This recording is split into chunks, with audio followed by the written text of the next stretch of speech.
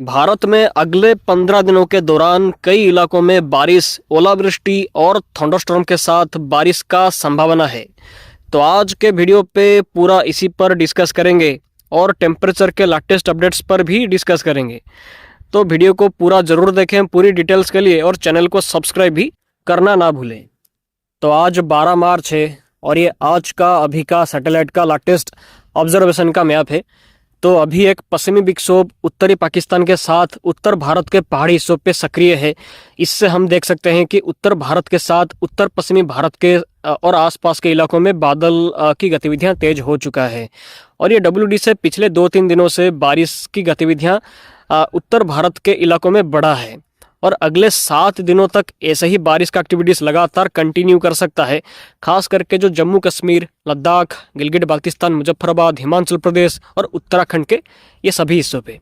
और साथ ही easterly winds, पूर्वी हवाओं का इम्पैक्ट्स के चलते तमिलनाडु, पुडुचेरी, कराईकाल, केरला, कर्नाटक के इलाकों में बारिश में बढ़ोतरी हुआ है पिछले 48 घंटे के दौरान और कई इलाकों में भारी बारिश भी रिकॉर्ड हुआ है। और तमिलनाडु, पुडुचेरी, कराईकाल, केरला, कर्नाटका के कई इलाकों में आज और 13 मार्च को मॉडरेट रेनफॉल का एक्टिविटीज के साथ थंडरस्टॉर्म लाइटनिंग का एक्टिविटीज कंटिन्यू कर सकता है ईस्टर्ली विंड्स का इम्पैक्ट्स के चलते। और साथ ही उत्तर पूर्वी भारत के जैसे कि जो असम, मेघालय, नागालैंड, मणिपुर, मिजोरम, त्रिपुरा, अरुणाचल प्रदेश और सिक्किम के कई इलाकों में moderate to heavy rainfall isolated हिस्सों पे हो सकता है अगले 10 दिनों के दौरान तक। और असम, मेघालय, नागालैंड, मणिपुर, मिजोरम, त्रिपुरा के कई इलाकों में हेल स्टॉर्म यानी कि ओलावृष्टि का संभावना भी है अगले 5 दिनों के दौरान तक। मतलब 12 मार्च से 22 मार्च के दौरान तक उत्तर पूर्वी भारत के सभी हिस्सों पे बारिश का एक्टिविटीज कंटिन्यू कर सकता है। तो पश्चिमी विक्षोभ पर थोड़ा डिटेल्स में बात करेंगे तो आप स्क्रीन पर देख सकते हैं कि WD का असर से पूरे वेस्टर्न हिमालय रीजन के सभी हिस्सों पे बारिश और ओलावृष्टि का संभावना जारी रह सकता है, खास करके आज से 17 मार्च के दौरान तक।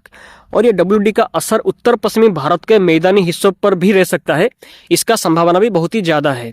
खास करके उत्तर पश्चिमी भारत के मैदानी हिस्सों पे कल से बारिश का एक्टिविटीज में बढ़ोतरी होना शुरू कर सकता है, जो कि 13 मार्च, 14 मार्च, 15 मार्च और 16 मार्च को ये 4 दिन तक लगातार पंजाब, हरियाणा, चंडीगढ़, दिल्ली, उत्तर और पश्चिमी राजस्थान के साथ उत्तर प्रदेश के कुछ एक स्थानों पर हल्की बारिश के साथ थंडरस्टॉर्म और लाइटनिंग के एक्टिविटीज के साथ ओलावृष्टि यानी कि हेल स्टॉर्म का एक्टिविटीज भी दिखाई दे सकता है पूरे 13 मार्च से 16 मार्च के दौरान तक। तो 16 मार्च के बाद बारिश की गतिविधियों में कमी आ जाएगा उत्तर भारत के साथ आसपास के उत्तर पश्चिमी भारत के राज्यों पे। और शायद उसके अगले कुछ दिनों तक कोई खास स्ट्रॉन्ग पश्चिमी विक्षोभ का आशंका नहीं है।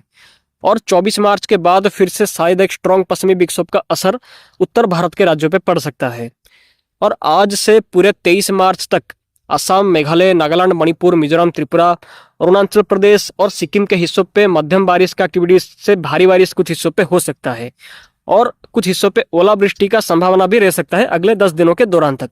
तो आप ये सभी फोरकास्ट को स्क्रीन पर साफ साफ मॉडल का आउटलुक में देख सकते हैं।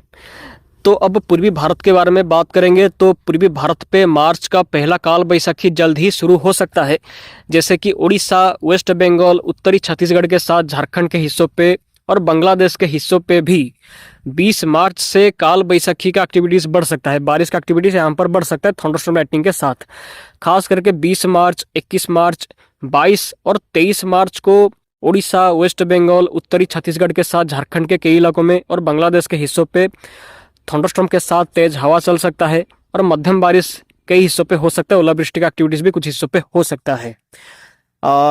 और ये बड़े इलाकों में एक्टिविटीज का आशंका है, आप मॉडल पर साफ साफ देख सकते हैं। और 20 मार्च से 24 मार्च के दौरान तक एक्टिविटीज कंटिन्यू कर सकता है सभी हिस्सों पे, आप स्क्रीन पर साफ साफ फोरकास्ट को देख सकते हैं। और तमिलनाडु, पुडुचेरी, कराईकाल, केरला के हिस्सों पे अगले 10 दिनों के दौरान तक हल्की बारिश का आशंका दिखाई दे सकता है।